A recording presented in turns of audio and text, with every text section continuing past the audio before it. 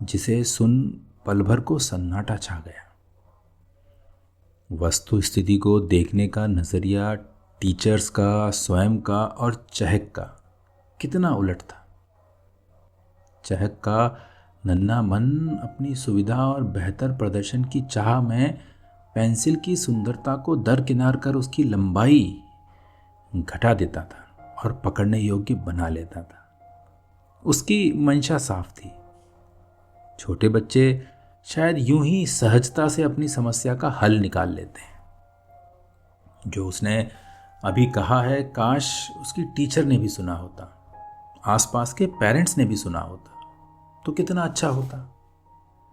आज उसको अपनी बात कहने का मौका ना देने के अपराध बोध से भरी सुप्रिया ने उसे गले लगा लिया। ये दृश्य देख मुकुंद मुस्कुरा दिए और कुछ देर तक मुस्कुराते रहे। उनके इस हाव भाव को देख सुप्रिया कुछ विचलित हुई।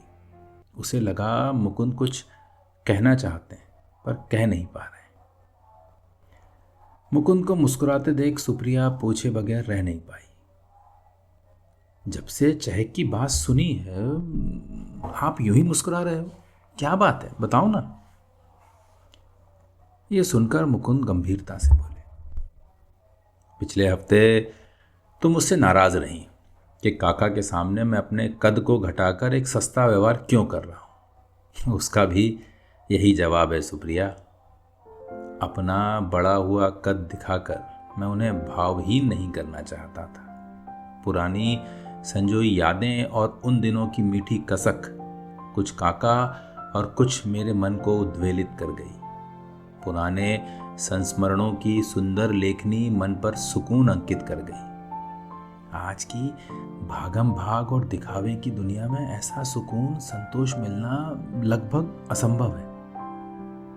तुम नाराज थी पर मैं काका के चेहरे पर खुद के ना बदलने का संतोष भाव देख पा रहा था। वो गौरवान्वित थे कि उनके मुकुंद का समय बदला है, रहन सहन भी बदला है, पर उसके मन के भाव पुराने लोगों के प्रति वही है। बस यही एहसास और संतोष उपहार स्वरूप में उनको देना चाहता था।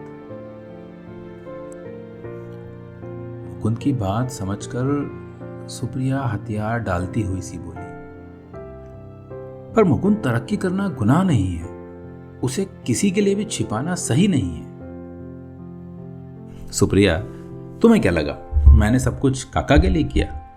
नहीं नहीं, बहुत कुछ मैंने अपने लिए किया। वो बाजरे का खिचड़ा, वो घास पर नीचे बैठकर धूप सेकते हुए मूंगफली खाना, वो घासीलाल के बेसन के पकोड़े और देसी घी की जलेबी की बातें, वो होली में बनने वाली माँ और काकी के हाथों की बनी हींग वाली कचौरियाँ, मावे की गुजिया, ये सब बातों में ही तो थी, पर थी रसीली, चटपटी, स्वादिष्ट। कचौरियाँ, जलेबियों को हम हजम कर पाएं ना तो ऐसा काका का पुराना हाजमा रह गया है और ना मेरी डाइट। हाँ, पर स्मृतियों में रचा बसा वो पुराना स्वाद आज सुकून रहित, भाव रहित जीवन में मुंह में पानी लाने के लिए पर्याप्त था। मालती देवी मंत्रमुग्ध सी मुकुंद की बातों को सुनती हुई एक बार फिर पुराने दिनों में खो गई। बेशक यथार्थ में वह उन पुराने दिनों में जाना नहीं चाहती थी, फिर भी उसकी कसक मन में रह रहकर उठती रहती थी। ये उनकी समझ से परे था कि ऐसा क्यों होता है। सहसा सुप्रिया उठकर खड़ी हो गई, लौट कर आई तो हाथों में पुराने कपड़ों से बंधा स्टील का एक पुराना सा डब्बा था।